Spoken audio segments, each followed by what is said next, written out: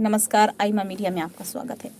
आज यानी 22 अप्रैल को पृथ्वी दिवस है। पृथ्वी को प्रदूषण से बचाने के लिए दुनिया भर में प्रतिवर्ष पृथ्वी दिवस मनाया जाता है। इस वर्ष पृथ्वी दिवस 2024 की थीम ग्रह बनाम प्लास्टिक है।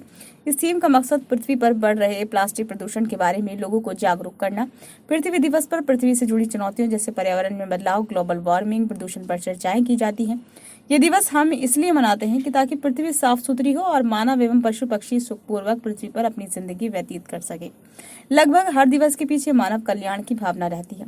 पृथ्वी दिवस भी इससे अछूता नहीं है। कहते हैं पृथ्वी संरक्षित होगी तो मानव जीवन भी सुरक्षित होगा। पर्यावरण विशेषज्ञों के मुताबिक कोरोना महामारी के दौरान लागू किया गया लॉकडाउन पृथ्वी के लिए वरदान साबित हुआ। इसका सकारात्मक परिणाम धरती पर नजर साफ आया। लॉकडाउन के चलते धरती का कंपन 30 से 50% तक कम हुआ। यातायात, मशीन, ध्वनि, वायु और जल प्रदूषण सहित सड़क हादसों आदि में व्यापक कमी देखने को मिली। इसके अलावा ओजोन परत में सुधार, प्रदूषण और नदियों के स्तर पर व्यापक सुधार होने से पृथ्वी को बहुत फायदा हुआ। पेड़ पौधे खिलखिला उठे, प्रकृति ज्यादा साफ सुथरी, खिली खिली और अधिक महकी महकी नजर आने लगी थी।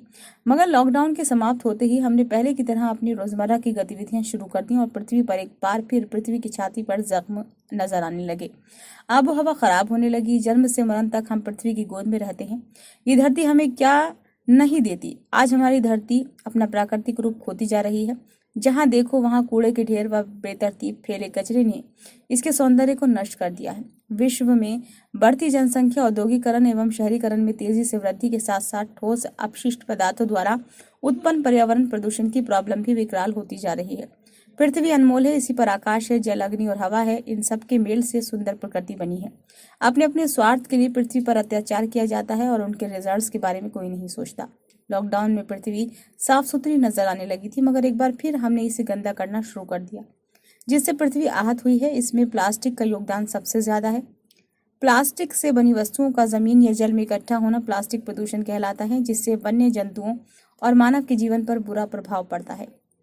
ऐसा कोई दिन नहीं जाता होगा जब प्लास्टिक से धरती को होने वाले भयावह नुकसानों के बारे में हम कहीं कुछ पढ़ते सुनते ना देखते हों। दुनिया के हर कोने में लगातार हर मंच पर यह जागरूकता फैलाई जा रही है कि धरती के लिए प्लास्टिक बहुत ही हानिकारक है और इसके बढ़ते उपयोग के चलते समूची मानवता का अस्तित्व खतरे में है।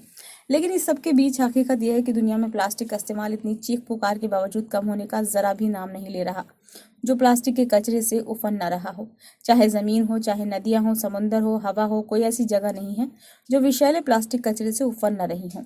प्लास्टिक के इसी कचरे से दुनिया को आगाह करने के लिए और पृथ्वी के पर्यावरण को संरक्षित करने के लिए हर वर्ष 22 अप्रैल को पृथ्वी दिवस मनाया जाता है। पहली बार पृथ्वी दिवस 21 मार्च 1970 को बसंत के पहले दिन मनाए जाने के प्रस्तावित हुआ था। बाद में इसे बदलकर 22 अप्रैल कर दिया गया।